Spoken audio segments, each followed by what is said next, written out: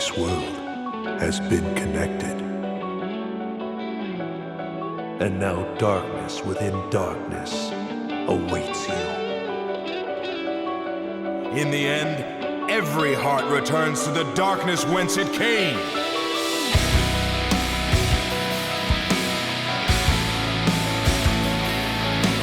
My name is Ansem. I reach for the darkness.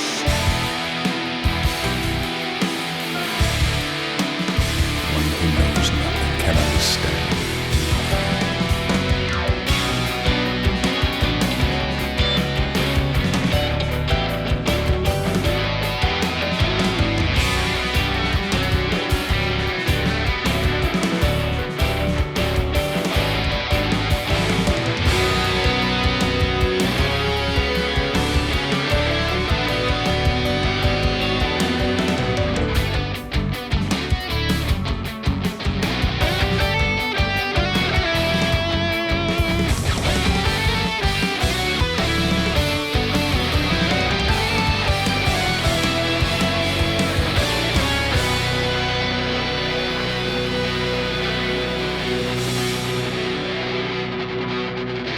Tidings, everybody, and welcome to the Ansem Report podcast. This is episode number 226 of the longest-running Kingdom Hearts podcast in the universe. MDA award-winning, by the way. My name is Mike, and with me, as always, is my brother, Jason. Hello, Jason. Yo, yo, yo, yo, yo. So last week we had a surprise pod because we had a surprise trailer drop, and there's been some fallout from that, Jason. Not from our podcast specifically, but the trailer in general. Can you guess what Kingdom Hearts fans are having discourse about? Maybe floatiness. That is one option. That is one thing that is happening. Yes. AI, witch hunting. No. People are pretty much fine with the fact that it was just AI upscaled. It wasn't AI generated. So that one's died out real quick. Let me think. Donald having 4 fingers is fine.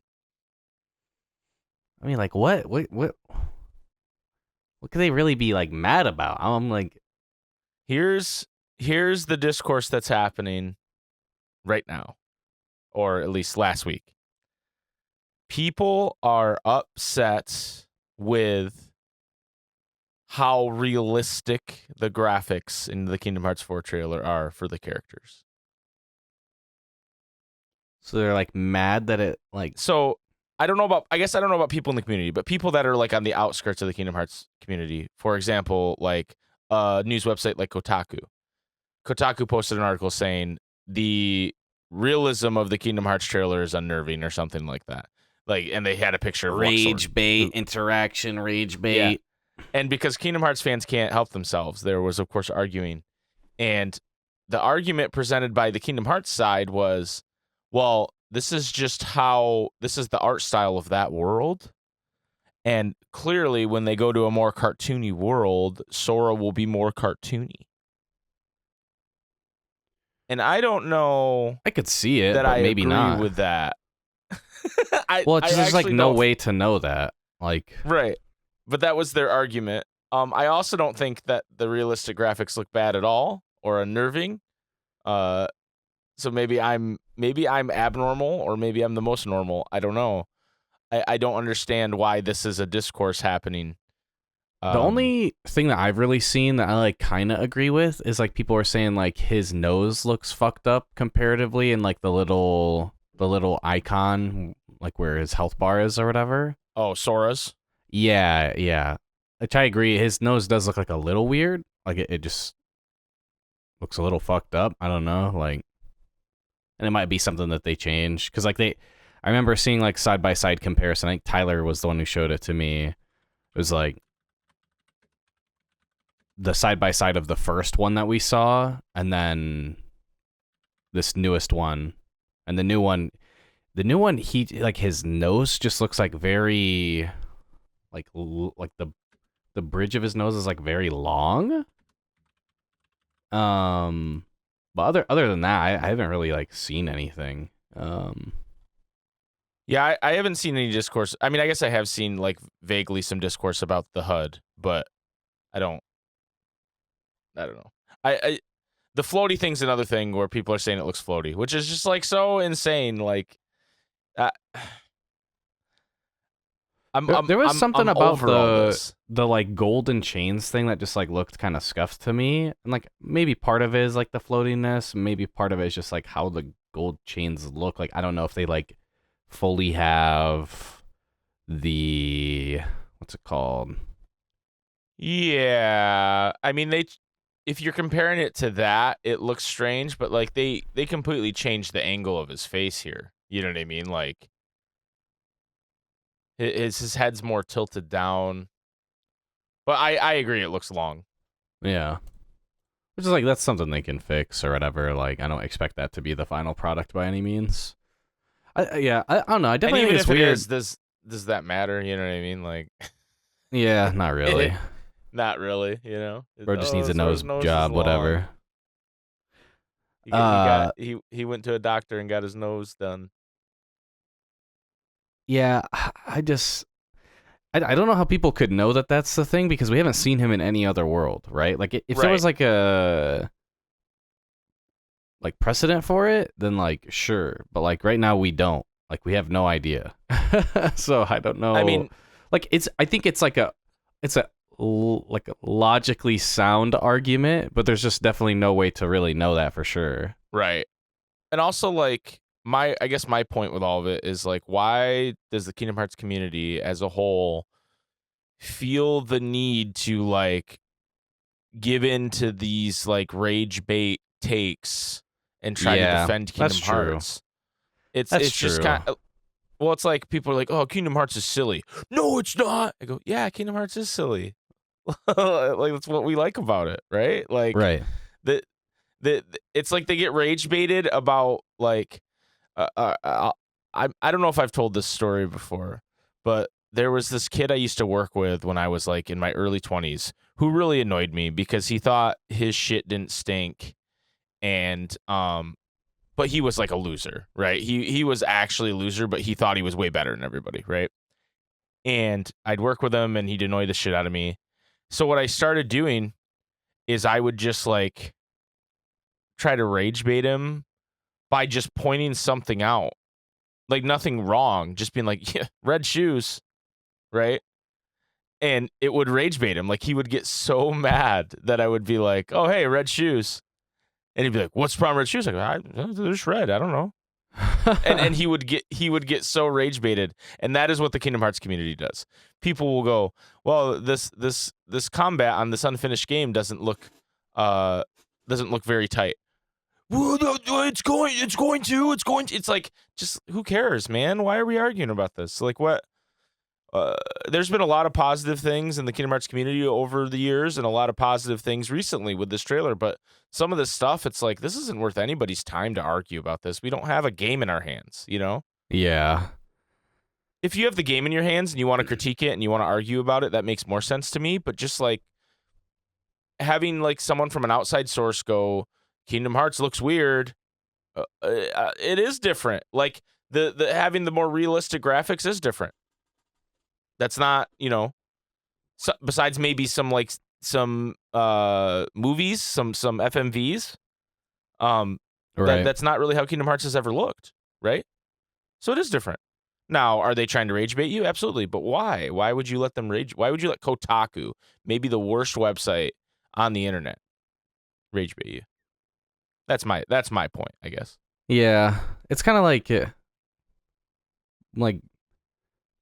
bro, our games are good. We don't need to be validated by outside like sources, like websites that like don't give a fuck about the game, that are just like clearly just trying to come up with like clickbaity article titles. Like the game's not out. You can't even really defend it because you don't really even know. But like even so, like who cares, bro? Like when the game Right. comes out, it'll stand for itself for sure. Like if somebody if somebody like is critiquing it based off of the trailer, I think they have every right to do so, because like that feedback can be like really important and really helpful. For sure. But like then to defend it using information, like if you're just like, yeah, I disagree, I think it actually looks good, cool. But like to like give like some type of logical reason as to like why you're wrong, it's like we don't even really know. Like just bro, just block Kotaku and then just watch another like reaction compilation of people seeing the trailer and like be happy, bro. Right, Like, right. For sure. For sure. Don't let them steal your happiness, bro. It's not worth it, bro. You watched the trailer right before we recorded the last episode, so you really didn't have a lot of time to sit with it. Yeah. I know your initial response was underwhelmed. Do you still feel that way having sat with the trailer for a little bit? Yeah, I mean, I pretty much feel the same as like before we got the trailer, if I'm being honest. Like the game doesn't really feel real right now still to me. Like it just feels like it'll come out when it comes out, and like I don't feel like really any more hype for the game right now. And that's not like in like a doom or negative way, but just like the trailer didn't really do anything for me. Like it didn't really it somewhat got my like, you know, Kingdom Hearts theorizing wheels turning a little bit with like, you know, seeing like young Xehanort and whoever this like hooded figure is that was in the like with like the black feathers and stuff. Like that type of stuff was like, you know, it was tantalizing, but I'm not like we are so back, right? Okay. But I'm also Okay. not like it's so over, you know? Like You're I'm not just a Japanese businessman walking into the ocean. I'm kind of just in purgatory, you know? Like I'm with Chirithy in like the like where the sky and the water meet type shit. Like that I'm still just there. I'm one of the floating stars waiting for KH4. The nameless you know? star. I'm a nameless star. And when you talk to me, I'm just like, yeah, they told me a Kingdom Hearts 4 trailer came out and it was going to change my life. And then it was just 80% what I already saw. I'm just going to wait. Yeah. I'll still wait here. Wake me up when we get a real trailer. And I think the game definitely looks better than the last time we saw it. But I'm more with you where it's like, this was cool that we got something. I don't... I'm also not like we're so back. It's something to talk about for a little bit, but we've kind of already, you know, drained the well at this point already. And it, you know, one episode. I'm like waiting to bust my load when we get like multiple trailers. Hopefully, yeah. When we see some Disney Worlds again, or whatever. I don't want anybody to take that as we're doom and gloom, but it's just like there wasn't a lot of meat on the bone. You know what I mean? It tasted good, right? But it was a little like Costco. It didn't fill my stomach. It was a little Costco, you know, a little free sample. Okay, yeah, no, that's Mira's not bad. Standing there in his Costco but then I forgot apron. about the free sample by the time that I left Costco. You know. Yeah. It's tough when you have a free sample, but you can't buy the product at the store, right?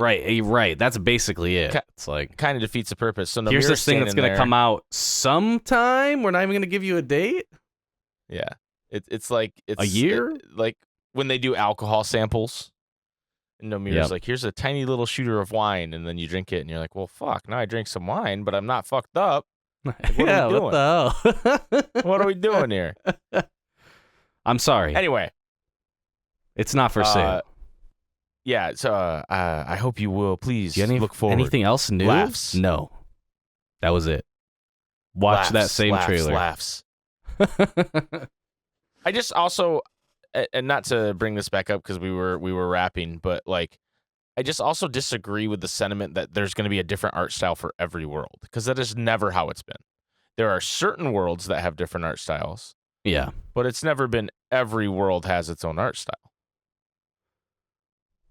Like, yeah, I guess we'll see. If you count Sora wearing VR goggles in Big Hero 6 as a different art style, I have news for you. That's not an art style. It's just one asset over top of his head. Pirates had a different art style and maybe a different filter on it, right? Sure. Yeah. Monsters Inc. didn't have a different art style, but Sora looked different. So It's a that, different I think model. people are conflating two different things here too. Like, Yeah. most worlds don't. You got Timeless River. You know what I mean? Like what? And even then, Timeless River, the character models were the same. They just black and white. Well, they changed them a little bit, right? But like, Yeah. it was more like a costume for the character models, and then the black and white filter on it. You know, and then the Yeah. sound design. It wasn't like they completely remade the character models. You know, like I don't know. It's a silly argument, and it's like not necessary because we don't need to defend ourselves to Kotaku. You Well, know? and also just some like you're just they just are self-reporting as like a LARPer, bro, because like we have like a scene. Like, not only have we seen this type of art style before in like the secret movies and shit, but also in the previous trailer for KH4, like the very first one. So like, what? This is like a revelation all of a sudden. Like, you're not a real fan, bro. Get the fuck out. Like, Yeah, definitely. All right. So in closing, fuck Kotaku. Kingdom Hearts fans, stop being so sensitive. Challenge impossible. don't get rage baited by LARPers. LARPing. All right, we're going to take a quick break, and when we come back, we're going to dive into Rechain of Memories for the Book Club. I don't know what that was. We'll be right back.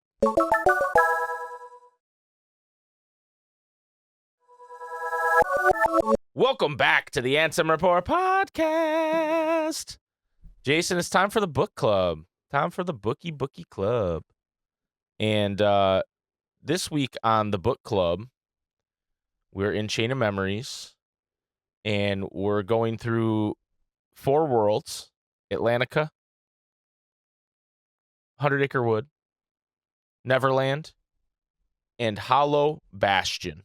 As similar to last episode where we covered Chain of Memories, I don't know that there's a ton of value in going over everything that happens in the Disney worlds. Although there's some, I have a couple interesting notes on some of them. I'm assuming you do as well. For sure. I started with Atlantica. Okay. And I made a grave mistake after this, which we'll get into. But Atlantica, the plot is that Ariel steals the tridents because Ursula has Flounder kidnapped, right? Yeah. And she's trying to pay the ransom with the trident. That's basically the story. And Sebastian's there, and he's like, I'm going to get in so much trouble if this happens, which that's fair. But that's basically the plot, right? Yeah. Then you go kill her. And then you go kill her, and like all ransom stories, you just go kill the person holding the person ransom, and then you win. It's easy. Just do that the whole time. This obviously had to deviate from the Kingdom Hearts 1 plot for a lot of reasons, but it's very strange.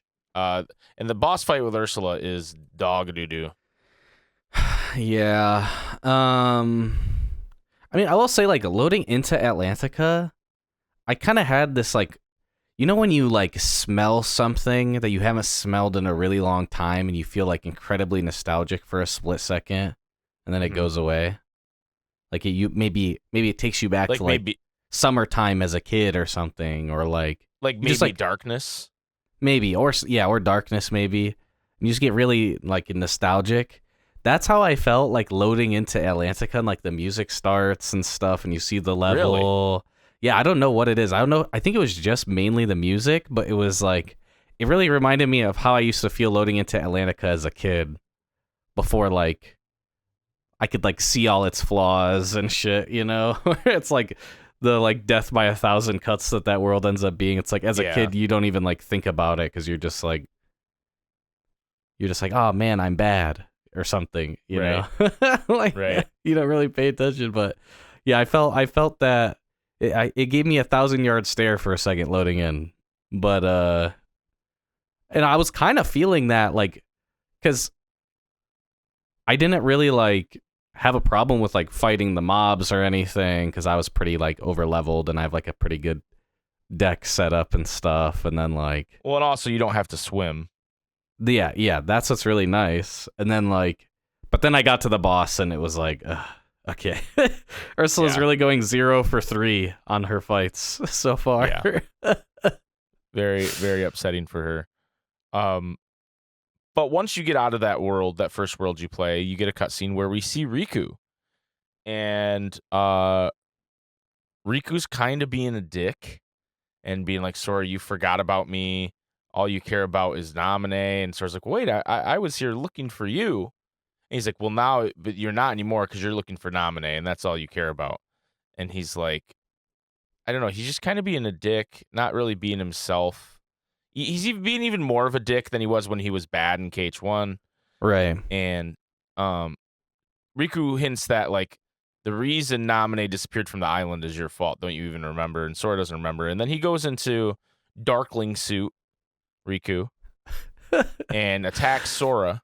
Bro, that when he turns into Darkling, it literally almost made me spit take. Like I was taking a drink of water.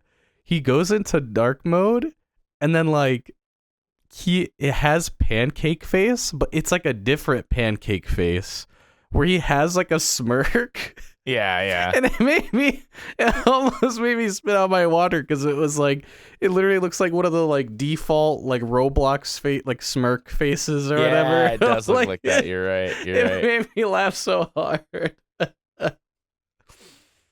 So then you fight Riku here, and this boss fight, not too bad. He's real quick on the slates, but if you bring some 0 cards, it shouldn't be an issue. And I didn't struggle with this fight at all. And you said you were overleveled, so I'm assuming you didn't either. Yeah, no. I have pretty good decks. Because I have like my Wave Clear Mob one where I just have like tons of blizzards, and then I have like my other ones where it's like I have other slates and shit. So once you beat him, he runs away. Sora pleads with him to stop, but he just kind of books it out of there. And you go to the next floor, and Sora's pretty upset about the whole situation. And Donald, Goofy, and Jiminy try to cheer him up. And Jiminy gives some, I hate to give Jiminy any kind of credit here because I hate him. But he gives Sora some pretty good advice here that, hey, we're in Castle Oblivion, like you don't know what he's actually thinking and what he's forgotten. He might have just forgot that you guys are good friends. So I think if we just continue to pursue him, you'll be able to change his mind and make this okay. And Sora's like, yeah, I guess that makes sense. And it's like, wow, Jiminy with the fucking he's supposed to be people's conscience, but he actually did it right for once, believe it or not. Crazy work. Yeah, I wrote like the same thing basically. I don't know, like the phrasing in Japanese is more just like, yo, we're in Castle Oblivion. He might have forgot that you guys like made up, like that you guys are good now. Yeah, that's definitely different wording because in English he says he might have forgot that you guys were such good friends. Is what he says. Either way, valid. I think it's like I like that forgot that you guys made up makes more sense. It's like, how would you forget that you're such good friends? Like you'd have to. Well, I mean, how would you forget anything in Castle Oblivion? Right, but it's like the amount of time. Like he would literally just need to forget the end of KH1 in order to forget that they made up. Right. Whereas like forgetting that they're such good friends is like sense. You have to forget like 10 years or some shit. Right. I'm not saying that doesn't make more sense. I'm just saying that it's fine either way, in my opinion. Like. Like definitely the Japanese makes more sense, but like it doesn't. It still conveys to me the same thing. Just it's a little smarter in Japanese for whatever reason. Yeah. But no, Jimmy here's where I made a huge mistake, Jason. Oh no. I picked 100 Acre Wood next. Oh no. Okay. See, I ended with it. And so 100 Acre Wood there's no fighting. It is just a collection of mini games where you help Pooh find his friends. Very similar to any other Winnie the Pooh situation you get into in Kingdom Hearts, right? But there's no leveling of your character in that. Yeah, it's basically just for trophies and like it's a couple basically of just free for slates. like they give you some slates. Yeah, that's basically what it is. But at the end of the day, it's the same. Like I won't forget you, Pooh, because we're friends. Blah blah blah. The same shit they do every time with 100 Acre Wood. Like honestly, and then I was kind of I was kind of curious as to like how hard the rabbit minigame can get. So I was just sitting there, like, just grinding it out. I got to over 400 points, and, like, it didn't really get, like, once you get past, like, 100, it doesn't really get any faster. But I just kind of wanted to, like, limit test it or whatever, just see. The only way you can really fuck it up, like, once it gets to max speed, is just, like, when Pooh runs across because he's chasing the butterfly because he's an absolute moron, but, like, he can kind of frame trap you where, based on where he's running and the timing, like, you need to press triangle in order to save him, but it's at the exact same time that, like, a different, like one of the, like, pumpkins is, like, you need to hit the pumpkin as well. And then, like, because of how it works where, like, you need to be positioned comparatively to him in order to get the triangle prompt to pop up, it's like, that was literally the only time I had any mess ups. And then after I was, like, past 400, it wasn't getting any faster. They keep adding, like, the big pumpkins, like, the ones where you have to, like, spam triangle on them. Like, eventually it just adds more and more to the point where you're doing, like, 4 of them in a row. Oh, wow. Before getting, like, a row of them. Yeah, it was really weird. Weird. So there you go, everybody. I limit How long tested can it. you play the vegetable minigame for? Jason answered the question. Do not go past 150. It is not worth. Not worth 150. Past it. I don't know if there's anything else to talk about with Pooh. Nah. I got all the achievements first try, except for the minigame or the memory one, because, like, that one is, like, had 'em 'cause we did this so before. long. Like, I was like, if I end up wanting to get 100% on Steam, I'll just come back for that one. Like, there's no reason to, like, you genuinely need to write down the combo because it's just so long. That minigame's pretty stupid. I also don't like the defend Pooh from the bees one. I think that one's garbage. I had like a flashback into the past to remember that, like, if you do one of each type of card, it does this, like, tornado that, like, gets so many of the bees killed. So I kind of wiped the floor with them. Yeah, I didn't remember that. So I just mashed my way through it. So here's where my hubris came to punch me, Jay, is that I was underleveled going into this second Riku fight, which is much tougher than the first one. And because Winnie the Pooh was the last thing I did, there was no way for me to level, for me to get more cards, for me to do anything. So I fought him quite a bit. But before we get to the fight, you see him after in the hallways, and Riku's like, hey, man, take the hint, go home. And he goes, well, I'm here to rescue you. And he goes, I don't remember you asking me to rescue you. And then Sora mentions Kairi's there waiting for us, and Riku hits him. You're the one that forgot. I told you at Kingdom Hearts when you closed the door to take care of Kairi. And Sora's like, oh, fuck. Like, and that's something we brought up at the end of KH1 where, like, Sora just ignores that. Yeah. Right? And here's well, like, Riku how does he calling him know out for bro? it. Well, we haven't gotten to that yet because I don't think it's been revealed technically that this is not Riku. It is Riku replica. I think the next cutscene reveals it. Or at least the one where they ask Vexen where Riku replica is. I think that's after the next world. And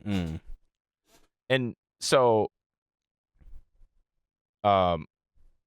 Riku's like, hey, man, don't feel bad, but you're not remembering all this. This is what this castle does, you know? But it helps you forget the stuff that doesn't matter. It helps you remember your purpose, and my purpose is to protect Inamine. And Sora then thinks, well, you know what me and Riku used to do a lot is spar on the island, and maybe that will help. Like, he has this little cutscene where he remembers that, and it's like, maybe he thinks that will help him jog his memory. He even kind of says it. And that's where you go into this fight. And oh boy, I fought him double-digit times. Damn. Switched my deck a bunch, just trying to, you know, get enough heals in there, get enough zeros in there. It was rough, but I finally persevered after a while and got the afterwards, you know, they argue that Riku argues that it doesn't matter how much you fight me, I won't remember. But he's definitely, you know, you definitely wipe the floor with him as far as the cutscene's concerned. some more just yelling about hearts and being in each other's hearts. He says, I've never mattered to you, and he runs away. And then we get a short cut scene with Axel and Namine where Axel's like, does it bother you that your two friends are fighting? Which it's like, well, wait a minute. Does Axel think these memories are real?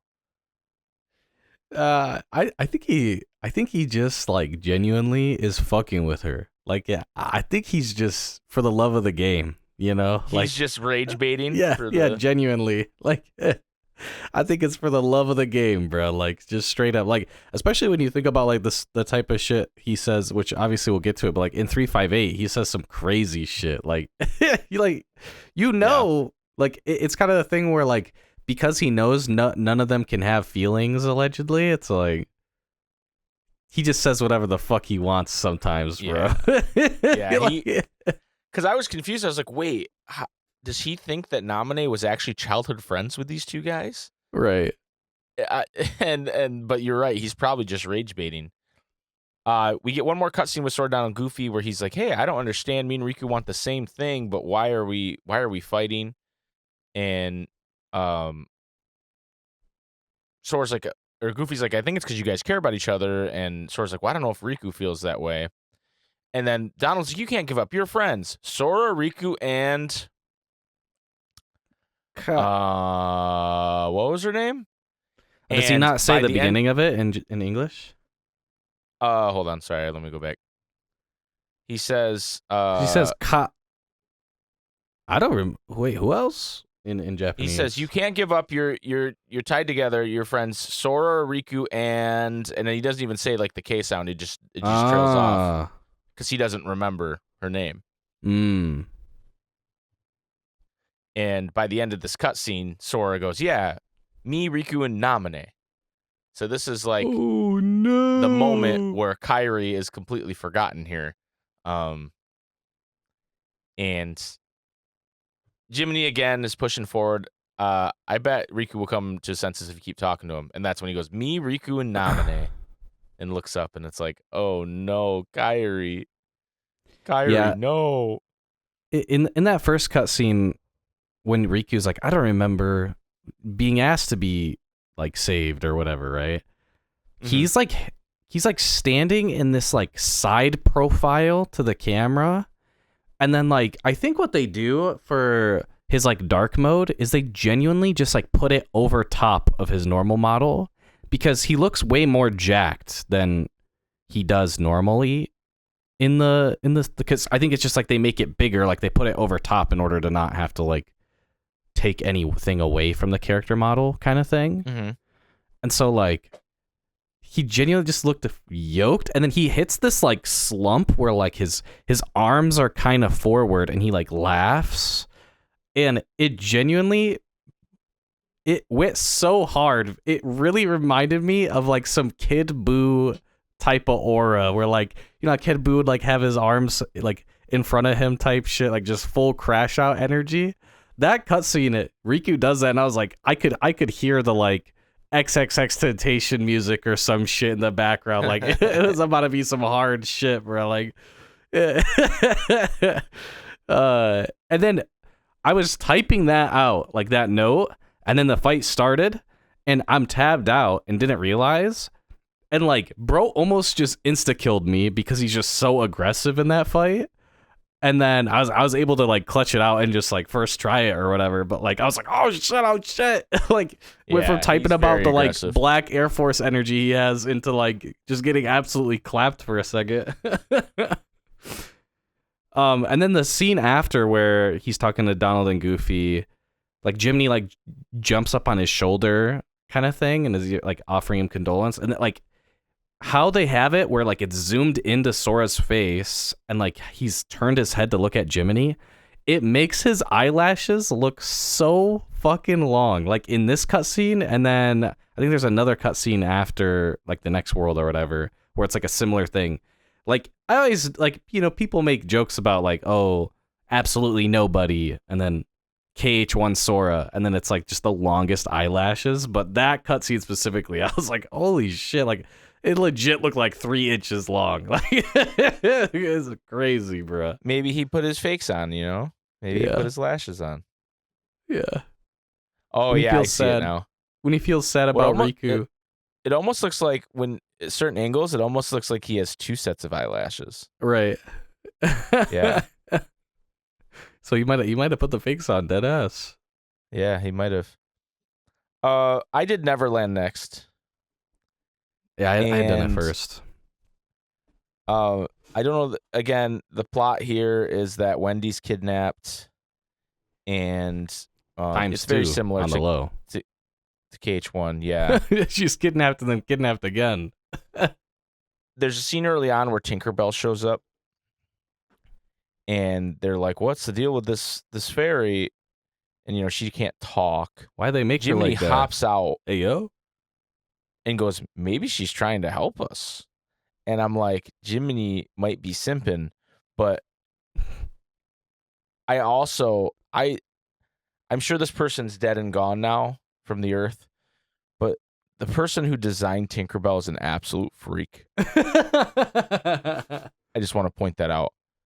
Whoever designed Tinkerbell is an absolute freak.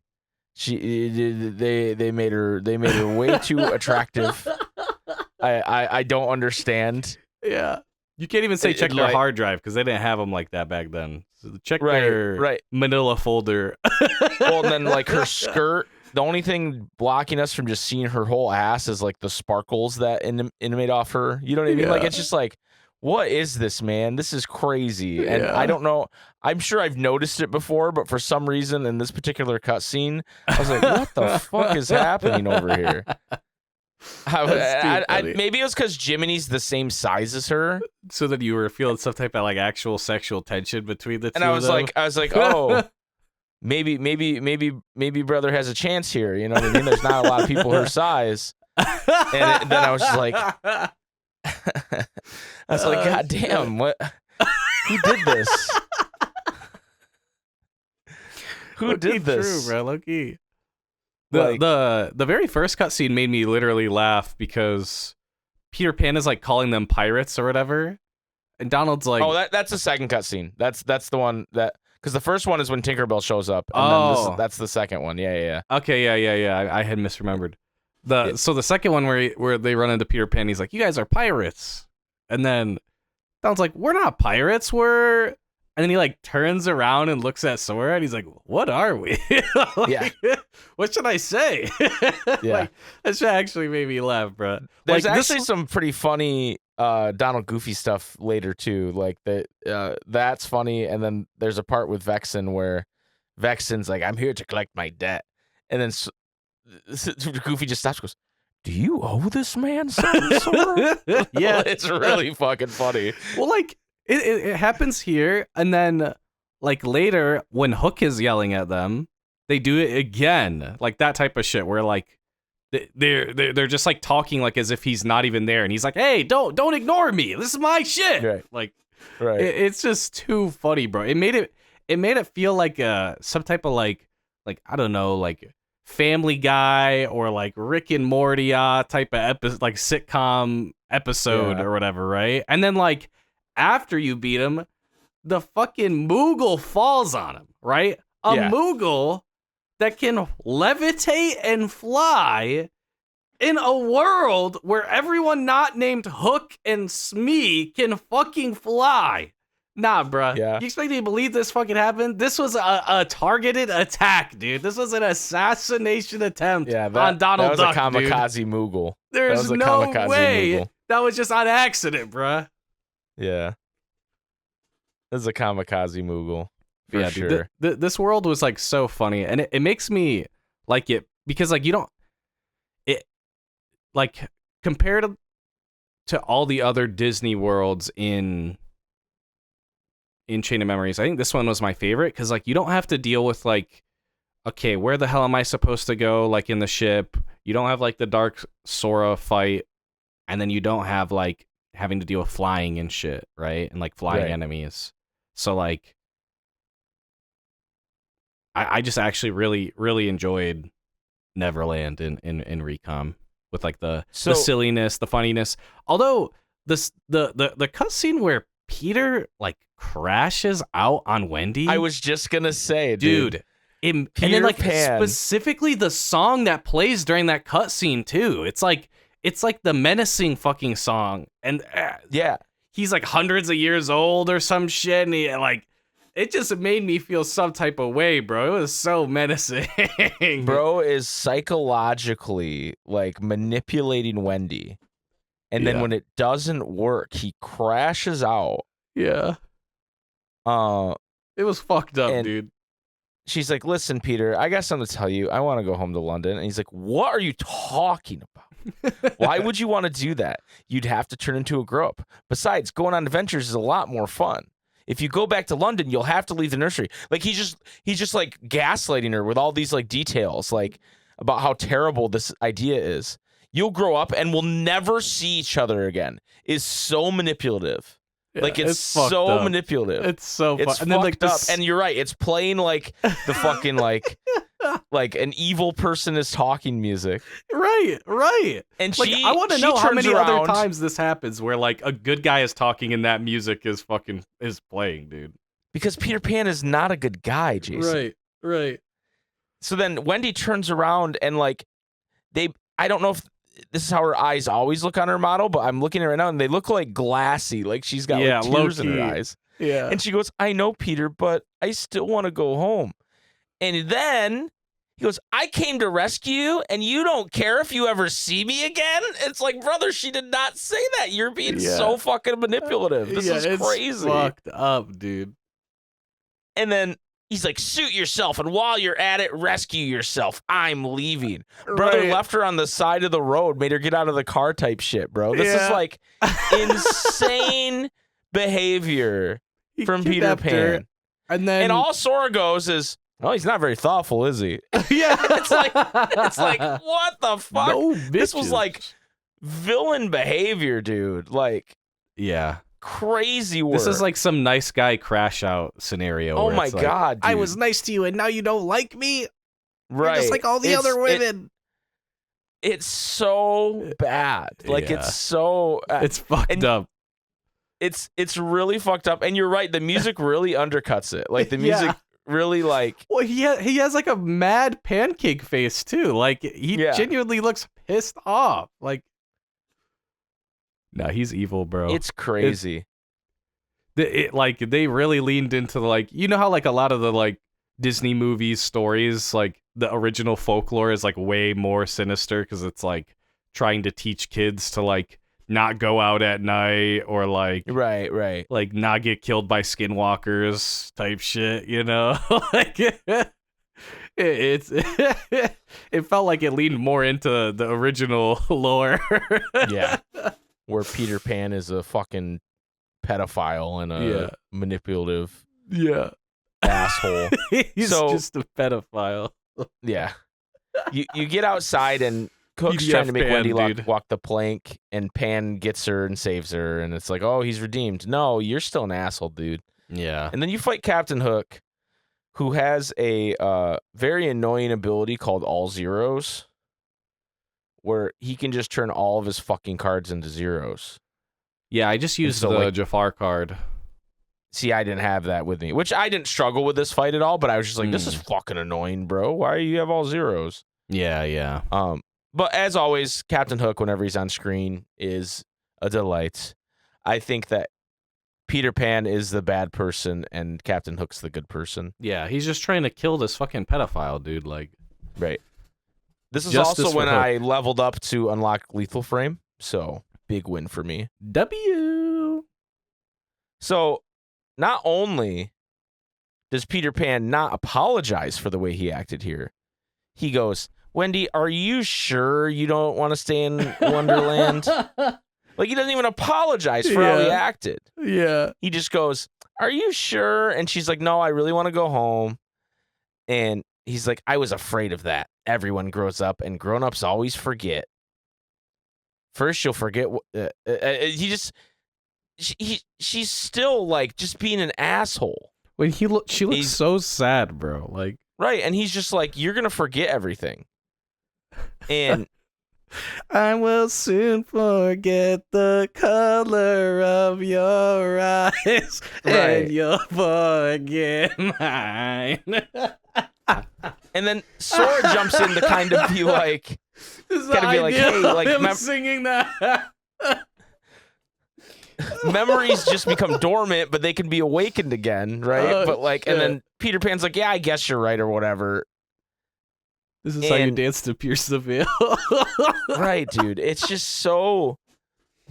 And I get they're trying to tie in like the whole forgetting memories thing, but like Peter just comes off as such a fucking jackass the Yeah. whole time, which is normal, but like it's like way more than KH1 or any other. I don't BBS. remember him in BBS, to be honest, so we'll see. But like, put Peter Pan in his place is a real fucking thing, dude.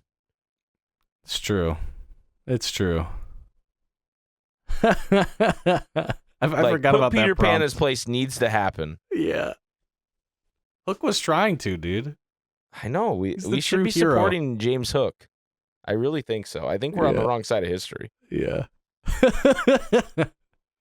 Put him in the boo Crazy. box, bruh. The boo box. Not the boo box. All right, The so boo here's box where I gave me set nightmares, up bro. my deck that's just lethal frame over and over and over and over. Yes, sir. And then we get a cut scene where they walk into an empty hallway and Riku's not there, and Goofy's like, "You must have got tired of fighting with you." But then we cut to the org in the next screen with Vexen, Axel, and Larxene, and they're like, "Hey, Vexen, what's going on, man? Like, Riku was supposed to counter Sora, and now he's nowhere to be found." And Axel again with the rage bait.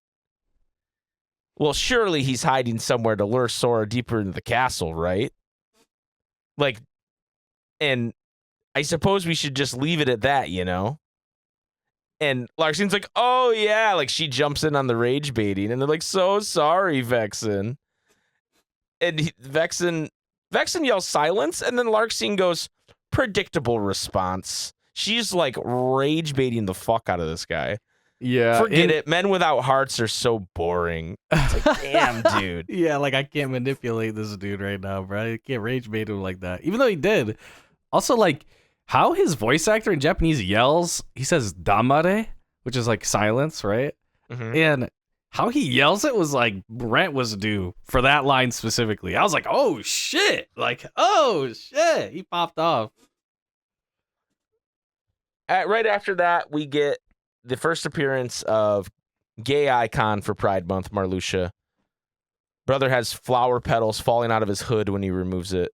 And he's just like, hey, your project was a failure, Vexen. You better not disappoint us again. And Vexen's like, well, wait a minute. I'm number 4 and you're number 11. Okay, buddy?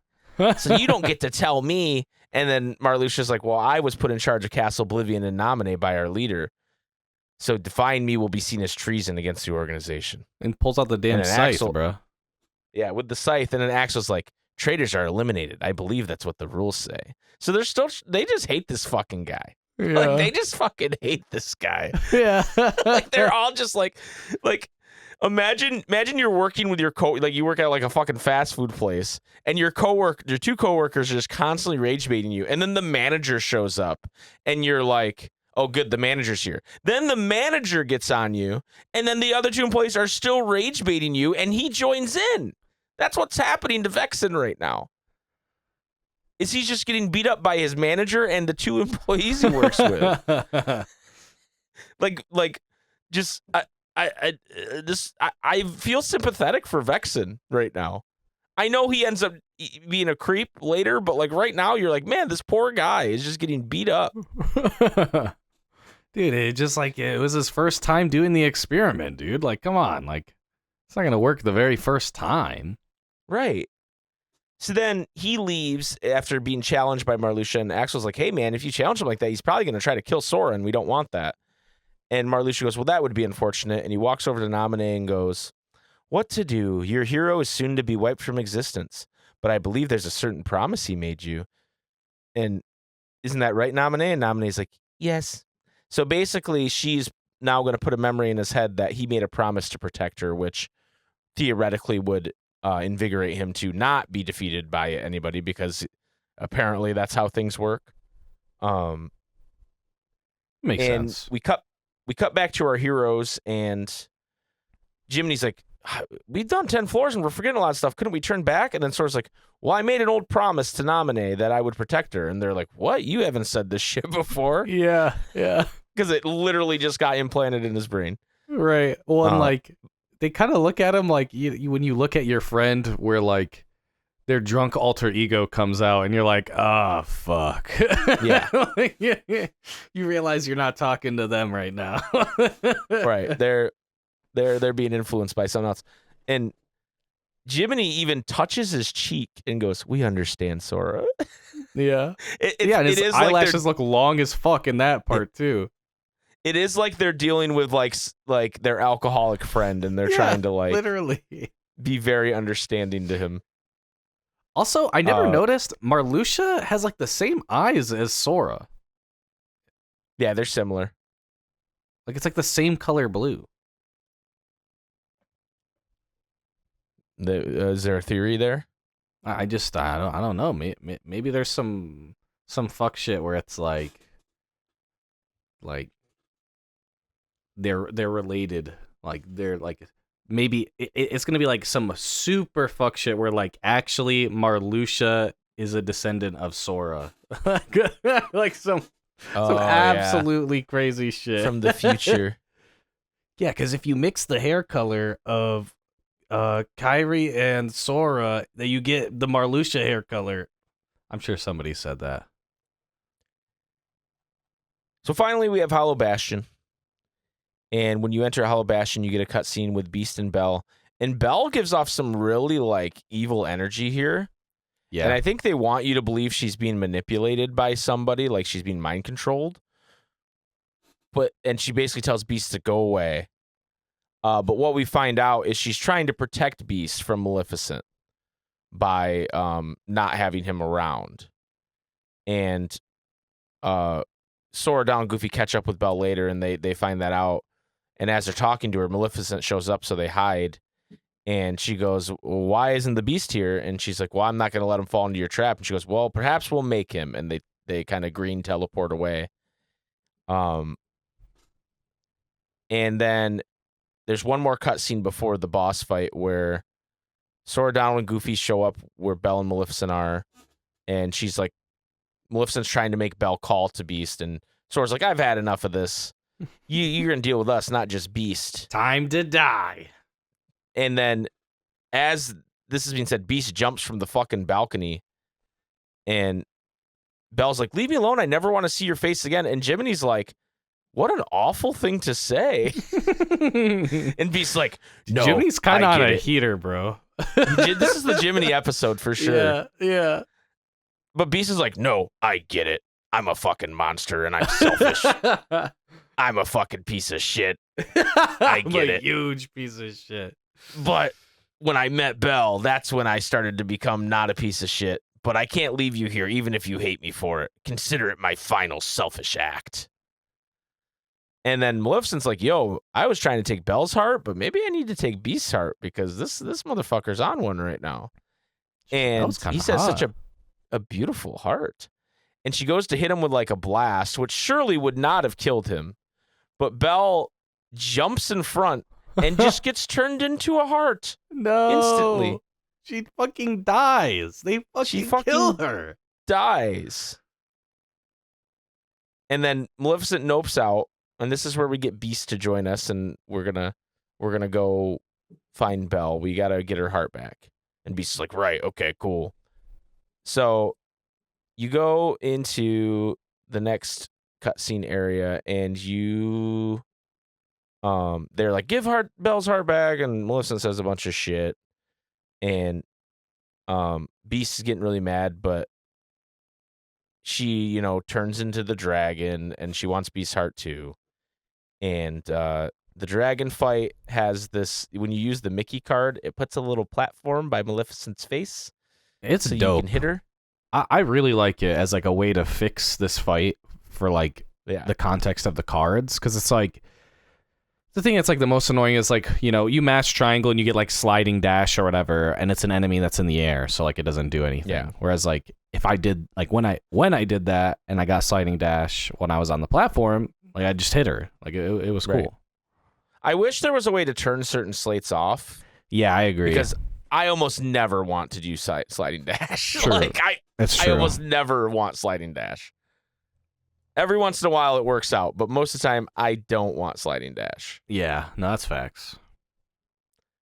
But yeah, I agree that it makes this fight better than it was in KH1, or at least better with the card system. Yeah. Didn't really struggle with this one at all. And when you win, Bell reforms. Because that's how that works. At least in Sora's memories, it does. And her and Beast make up, and Bell is like, reveals fully that I was just acting that way because I wanted to protect you. And They instantly They go into give- like the dance pose, like he's risen her up straight up in frame one. right. And here's the thing, they're about to bang. And Sora, Donald, and Goofy are kind of just like, Get Goofy's out like, of they're there. about to do mushy stuff. And they're like, yeah, we should probably leave. We should probably leave. He's going to pull his big beast cock out, so we should probably go. Or he's going to turn into a human, and then Belle is not going to be attracted to him, and that's awkward too. Yeah, so we yeah. need to get out of That's here. a problem as well. It is a problem for her. So we then get the boy Vexen showing up. And this is where we get the cutscene where he says, I'm here to collect your debt. And Goofy's like, Sora, you owe this guy something? What kind of shit did you get into, Sora? You can tell me. I'll help you.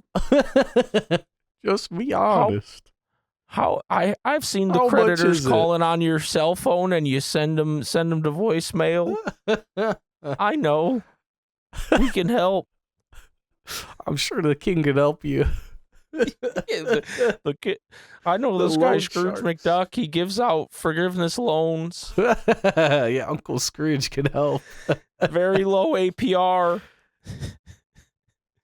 You'll pay less to Scrooge, but he'll pay the debt for you. You can work at Huey, Dewey, and Louie's shop to pay him off. So you fight Vexen, and I just lethal framed him till he died. Yep, absolutely. No fuck around. And then after the fight, he's like, wow, as I expected, you weren't one to die easily. And Sora's like, I would never lose to you. And he's like, I was diving into your memory as we fought, and I pulled this memory out from the other side of your heart. And it's a Twilight Town card, which is the first appearance of Twilight Town in Kingdom Hearts. What?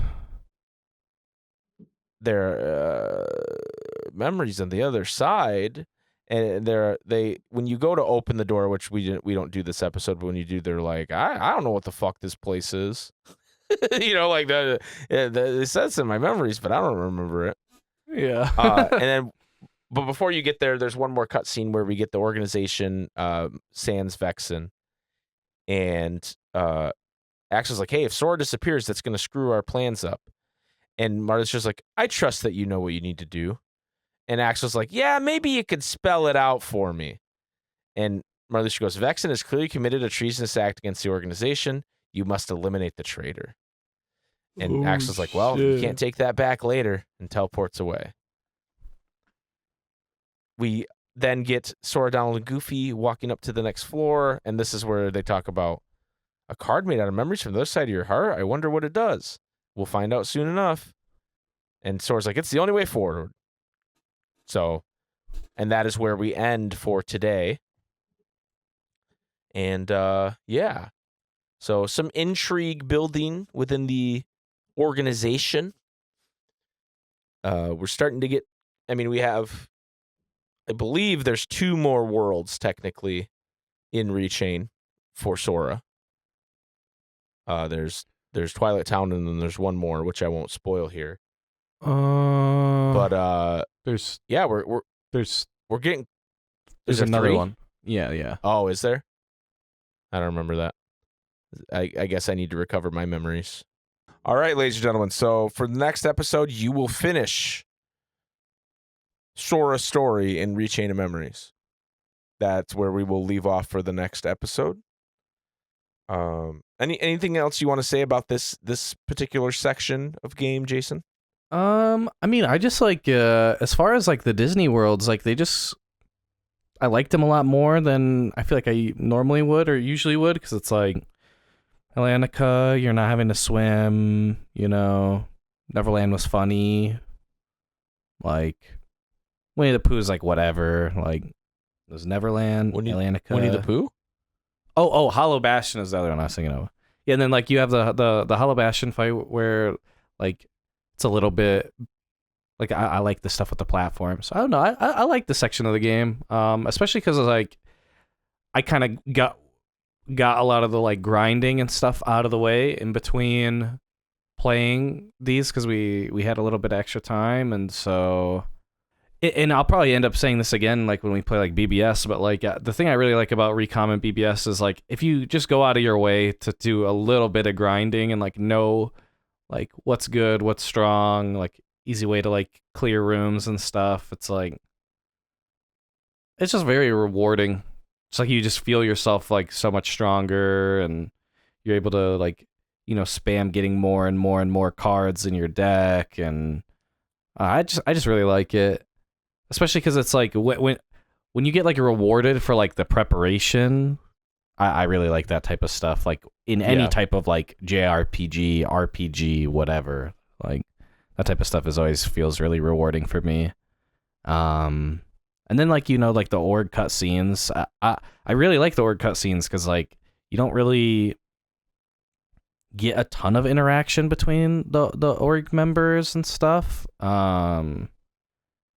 At least, I guess I should say, like, so close together, like, cutscenes of organization interactions, like, in, like, 2 or whatever. Like, you have, like, the room with, like, the round table or whatever with, like, the chairs, like, similar to, like, the Disney round table in KH1, but there's not, like, a ton of it. So, with, like, how close in proximity those cutscenes are, it just feels like some like prime Kingdom Hearts BS where it's like, you just have these anime characters talking about like memories and plans and shit, and it just feels very, very like nostalgic prime Kingdom Hearts shit that I like, So I like this section a lot. Yeah, I thought as far as Disney Worlds go and everything, this was a better section than we'd had previously, and I feel like the game is kind of hitting its stride, and it's unfortunate because we're almost done with it. Yeah. I feel like we wasted a lot of time at the beginning, and that's because, they don't want to reveal too much too soon, but I just feel like from a gameplay perspective, from a story perspective, the game's hitting its stride, and then it's going to end. And I would almost like to see, it's too late now because this was years and years ago, but if they would have made like a second Chain of Memories, how that would have gone, Yeah. Or like if when they remade it, they did what they did with DDD, I think that would have helped the pacing a lot, and then you'd be able to reveal more earlier, because like the amount of gameplay time and stuff, and then like it would take away like some of the like, I don't know. We can talk about it later with like in the context of like end game spoilers and stuff, but like I think they could have done it in an interesting way. Yeah, definitely. All right, we're going to take a short break. When we come back, we'll do the question of the week, and then, so we'll see you guys in a minute.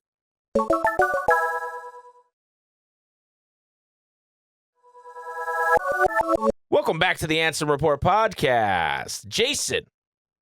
Hello. It's time for the question of the week.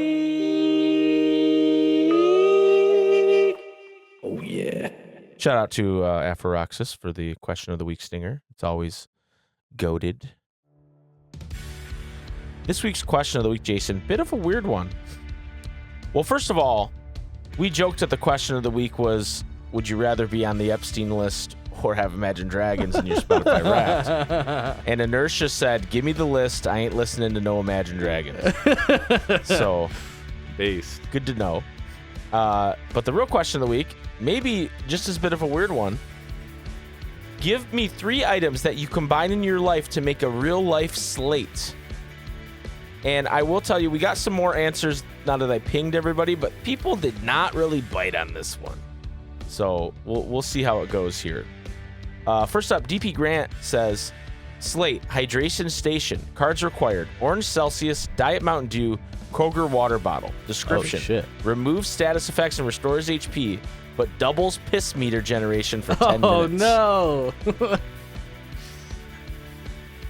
Jip says, my slate is called Dicko Mode or Goblin Hours. Well, which is it, Jip?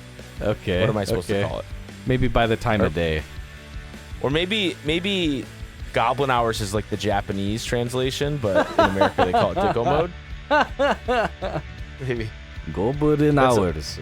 That's a translation joke for all my Japanese fans out there. Not for the people that are like, stop talking about Japan. Cards required are 2 parts alcohol, preferably tequila, but can be any alcohol, and 1 part sleep deprivation. This will create Jip Griddian under a sheet vibes. Possible outcomes include knocking over whales drink at bombshells, smooching a homie, telling the whole Discord I love them, smoking a cigarette, and an unskippable cutscene in the Taco Bell drive-thru because I need a crunch wrap. The animation is me grittying and nay-naying on everyone, and then the final animation is someone throwing me my keys and getting in my car. Oh shit. No. Do not let him go we do- Dicko mode. Do not let him go Dicko mode. We do not condone drunk driving here on the Ansem Report podcast. I just want to point that out. Get this man his keys. Perk Upgrade says, just posted a link to a George Thorogood song called One Bourbon, One Scotch, One Beer. Okay, nice. Sure that gets you going. NGC has one called Unfathomable Disappointment. Morning drive plus coffee plus phone to check to see if the ARP is uploaded. The animation is just me sobbing in the parking lot at work. No. I'm sorry. Gavin says the Father, the Son, and the Holy Spirit. That's the ultimate slate right there. Okay. That's the Is it called Trinity? Like, no name. That you just said. That's all he said. oh, okay. That's the cut to the youth pastor. You know who else had a really good slate? Okay. And then there's some people that don't know ball talking about they don't know what a slate is. I won't comment further on that. Pokemon Trainer J says slate D&D. Cards. Dice set plus mini plus Dungeon Master. Effect. Launches a bunch of dice at the enemies. If D20 lands on 20, insta-kill enemy. On a 1, shit. no damage is done and 15-second cooldown. Regardless of roll, take negative 30 charisma because you play D&D, you big old nerd. No. Minus 30 aura. Chimera says a comfy coffin for sleep / heals plus cats for cuddles / attack plus ridiculously loud music. I call this move Coffin Catastrophe, and in my head it looks like something you see in a blaze blue coffin door. Opens sleepy vampire, pokes halfway out, yawns ridiculously loud, music stuns opponent, followed by being overrun by countless shadow conjured cats. Okay. Oh man. I can see it. Oh man. Sounds like something from Vampire Survivors. Yeah, or like a what were they called? Like the Persona, like all out attacks or some shit. Yeah, shit. I don't remember what they're called. The like team up moves. Yeah. God, what are those called? Why can't I think of it? That doesn't matter. Vetus says slate, task, hyperfocus. Goal, get a specific task done. Cleaning, organizing, painting, or drawing. Cards, good playlist, caffeine, and a hit of weed. Has a 50% chance of backfiring, and you just end up on the couch chilling. So true. No. Overeating. So true. Another 50% chance to order DoorDash. Yeah, true. That's the bonus negative effect. You just spend money on DoorDash. Yon Song says 1 beer, 2 beer, What? 3 beer, What? and posts the photo of Stone Cold saying 1 beer, 2 beer, 3 beer. Stinky Panda says their slate's called Panda Wild. Cards, babysitter plus shot of anything plus vape. Shit. Effect, Panda gets shit. a baby-free night and goes absolutely nuts on shots, damaging all units around. Friendly fire on. Oh shit! Friendly fire. Don't be around Panda Fucked Wild. up. That's fucked up, dude. Key says the slate is called The Perfect Evening. Cards, a Red Bull, a book, my sleeping toddler. Effect, I actually have enough energy to do anything effective, LOL. So true. Those toddlers, you gotta have the slates to deal with the toddlers. Right. You need Captain lethal Bacon's frame. slate. Yeah, right. Captain Bacon's slate is called Bacon Blast. Large Baja Blast plus pizza / Taco Bell plus super long video / podcast / stream. Oh, Effect. hell yeah.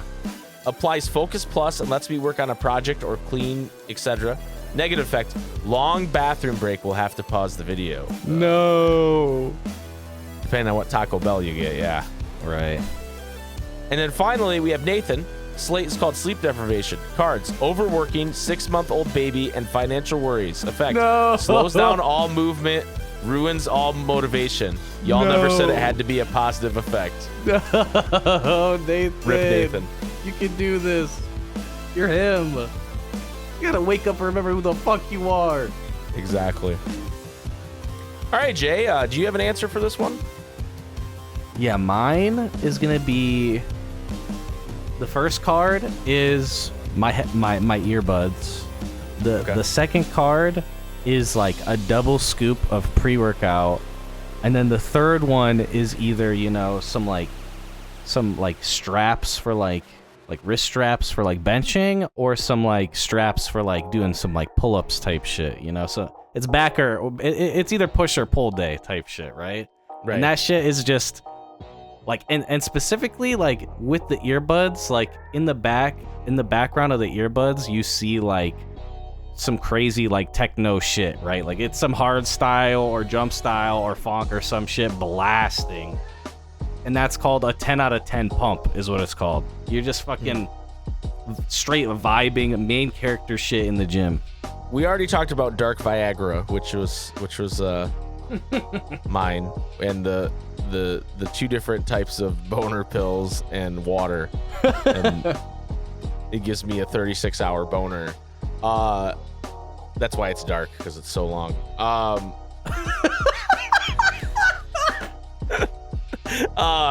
You could mean that in two different ways. Yeah, that's not what I meant, but I get it. Shit. Not what I meant.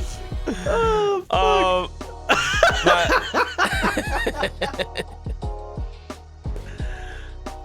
Oh boy. Oh shit. My other one is going to be a 9 to 5 work shift, a getting Taco Bell on the way home, and then a YouTube video.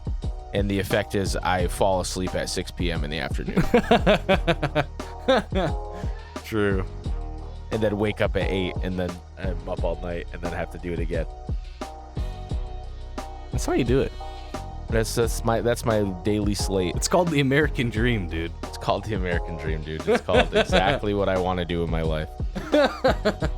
So, ladies and gentlemen, you are tasked with coming up with the pitch for Rechain of Memories 2, and you're pitching it to Nomura.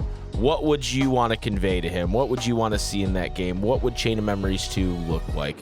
Talk about story if you want, talk about gameplay, talk about worlds, talk about characters, talk about whatever you want. But let us know what your vision for Chain of Memories 2 looks like. Nice. All right. Easy.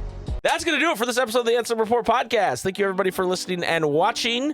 We will be back in 2 weeks. You have until July 1st to finish your gameplay of Kingdom Hearts Rechain of Memories if you want to keep along with the book club. Otherwise, just stay, hang out, listen a while. Why not? Hang out with us. Email us at answerreportpodcast@gmail.com. Leave us a like, a bell, click the bell, hit that bell.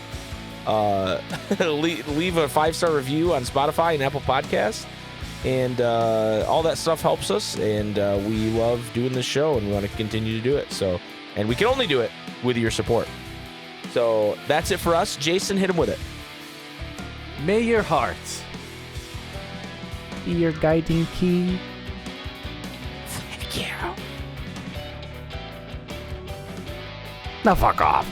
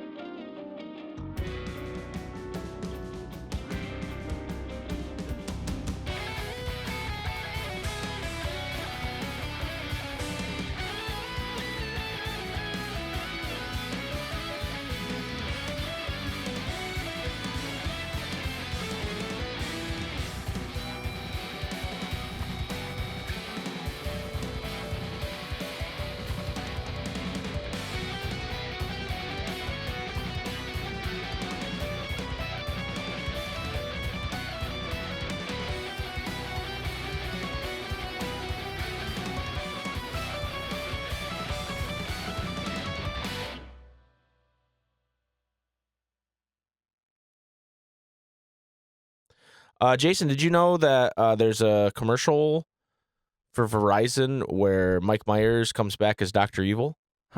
I've seen one of the versions. I don't know if there's more than one. There's just the one, I think. What did you think of it? It just felt really random. Like, My thing is like and it's because Austin Powers and Dr. Evil are like my funny button. yeah. But it was a lot funnier than it had any right to be, in my opinion. I don't know if I've seen like a full version because I've only seen like a 15-second clip or something. Is there like a longer one? I think Fabio posted it in movies. I need you to watch it real quick. Yeah, he posted the whole commercial yesterday in. I hadn't general clicked on it movies. because I thought I had seen it already. Yeah, it's longer than 15 It's seconds. 2 minutes. Can you hear me now? It's great to see. What the fuck? Who the fuck came up with this skit? So it's funnier than it has any right to be for like a fucking Verizon commercial, right? And I really like my hates off to you and my favorite country, Haiti, right? That shit made me laugh super hard. Random Rob Lowe is number 2 staring at the camera, I thought was funny. So the reason I bring this up is 2 reasons. One, we always talk about Austin Powers on the Ansem Report podcast, clearly. And 2, Trevor Noah. Do you know who Trevor Noah is? The name rings a bell, but I can't think of who that is. He used to. He might still actually. I don't remember who hosts the Daily Show now, but he was the guy who took over for Jon Stewart on the Daily Show. Oh yeah, And- okay, yeah. Yeah. And he's doing this World Cup watch party where he watches the World Cup with a bunch of different celebrities and things like that. Yeah, there's like And- streamers doing it too. Yeah. Right. And Mike Myers was one of his guests. And this tweet 17 hours ago, where it looks like he's like asking questions from a tablet of like guests, or not guests, but from like people on Twitter. And the question was, will there be an Austin Powers 4? And Mike Myers just goes, yes, and leans forward and grabs a snack and eats it. And that's it. What? So Mike Myers just casually Drops confirmed that Austin Oh, Powers 4 shit. is going to happen. That's more hype than So- the Cage 4 trailer. Let's go. Dude, it's more hype than the Cage 4 trailer, to be honest with you. That's way more hype. hype. And like, okay, if they had done that commercial and it was dog shit, I'd be like, well, that fucking sucks, right? But the commercial was actually kind of funny for like what it was, and I'm like, okay, are they cooking with Austin Powers 4 now?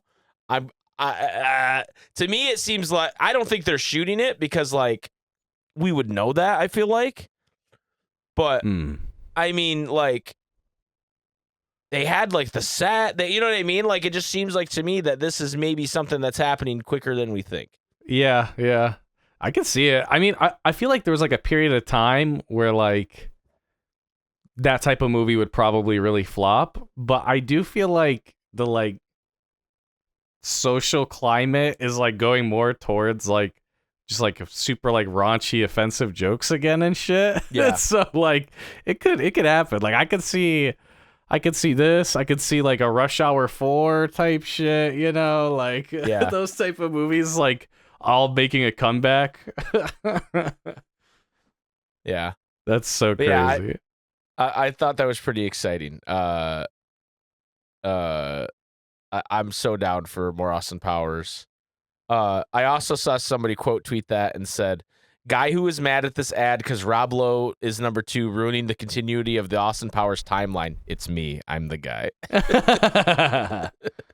Because it's like that actor passed, right? So they couldn't have him. Yeah. So they grabbed Rob Lowe, who was number 2 in the past. I for some reason I almost derailed the whole episode when you brought up Huey, Dewey, and Louie, because I was almost like, "Oi, Huey!